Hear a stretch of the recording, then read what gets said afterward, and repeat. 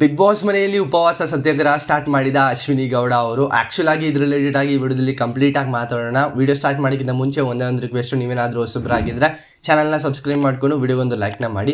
Promo ಬಗ್ಗೆ ಮಾತಾಡೋಕ್ಕಿಂತ ಮುಂಚೆ ನೆನ್ನೆ ಎಪಿಸೋಡಲ್ಲಿ ನಿಮಗೆ ಏನಂತ ಇಷ್ಟ ಆಯಿತು ಅಂತ ಕಮೆಂಟ್ ಸೆಕ್ಷನಲ್ಲಿ ಕಮೆಂಟ್ ಮಾಡಿ.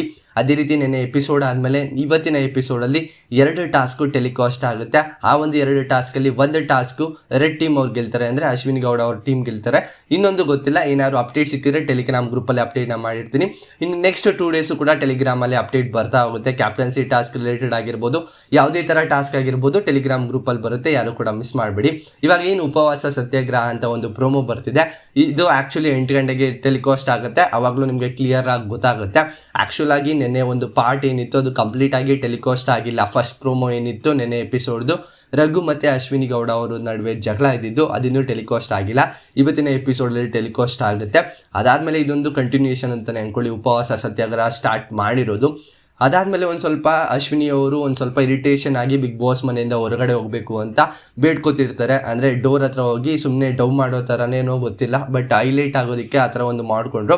ಅದಾದಮೇಲೆ ಜಾನ್ವಿ ಅವರು ಅಶ್ವಿನಿ ಅವ್ರ ಹತ್ರ ಹೋಗಿ, ಬನ್ನಿ ಊಟ ಮಾಡಿ ಮೇಡಮ್, ಅಶ್ವಿನಿ ಮೇಡಮ್ ಬನ್ನಿ ಊಟ ಮಾಡಿ. 2 ದಿನದಿಂದ ಊಟ ಮಾಡಿರಲಿಲ್ವಂತೆ, ಯಾವುದಕ್ಕೆ ಅಂತ ಗೊತ್ತಿಲ್ಲ. ಅದಾದಮೇಲೆ ಒಂದು ಸ್ವಲ್ಪ ನನಗೆ ಹಿರಿಯರಾಗಿದ್ರೂ ಗೌರವ ಕೊಡ್ತಿಲ್ಲ, ಇಲ್ಲಿ ನಾನೇನಕ್ಕೆ ಊಟ ಮಾಡಬೇಕು ಅಂತ ಅಲ್ಲಿ ಅಶ್ವಿನಿ ಗೌಡ ಅವರು ಸ್ಟಾರ್ಟ್ ಮಾಡ್ಕೊಳ್ತಾರೆ.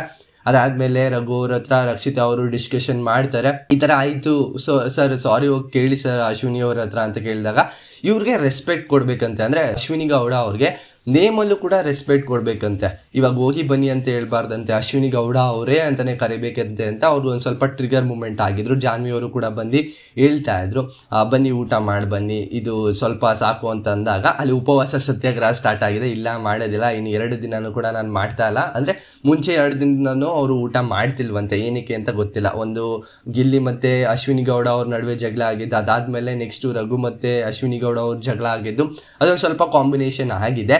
ಇದರಲ್ಲಿ ನೋಡ್ತಾ ಇದ್ರೆ ಬೇರೆ ರೀತಿಯೇ ಕ್ರಿಯೇಟ್ ಮಾಡ್ತಾರೆ ಬಿಗ್ ಬಾಸ್ ಎಪಿಸೋಡ್ನ ಅಂತಲೇ ಹೇಳ್ಬೋದು ಅಶ್ವಿನಿ ಗೌಡ ಅವರು.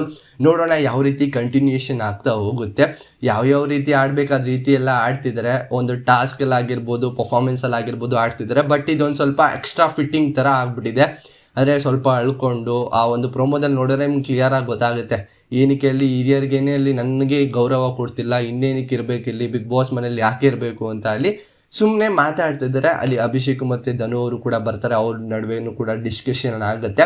ನಿಮ್ಮ ಪ್ರೋಮೋ ನೋಡಿ ಕಂಪ್ಲೀಟಾಗಿ ಗೊತ್ತಾಗುತ್ತೆ. ನಿಮ್ಗೇನಾದರೂ ಪ್ರೋಮೋ ಬೇಕು ಅಂತ ಅಂದರೆ ಟೆಲಿಗ್ರಾಮ್ ಗ್ರೂಪ್ ಲಿಂಕ್ಗೆ ಜಾಯ್ನ್ ಆಗಿ ನಾನು ಅಪ್ಡೇಟ್ನ ಮಾಡಿರ್ತೀನಿ, ಅಲ್ಲೂ ಕೂಡ ಪ್ರೋಮೋ ಬರ್ತಾ ಹೋಗುತ್ತೆ ಇನ್ಮೇಲೆ ಅಂತ ಹೇಳ್ತಾ, ಇದಿಷ್ಟು ಒಂದು ಪ್ರೋಮೋ ರಿವ್ಯೂ ಆಗಿರುತ್ತೆ. ನಿಮ್ಗೆ ಏನಿಸ್ತು ಅಂತ ಕಮೆಂಟ್ ಸೆಕ್ಷನಲ್ಲಿ ಮರೆಯದಂತೆ ಕಮೆಂಟ್ ಮಾಡಿ. ನೆಕ್ಸ್ಟ್ ಸಿಗೋಣ. ಬಾಯ್ ಬಾಯ್, ಥ್ಯಾಂಕ್ ಯು, ನಮಸ್ಕಾರ.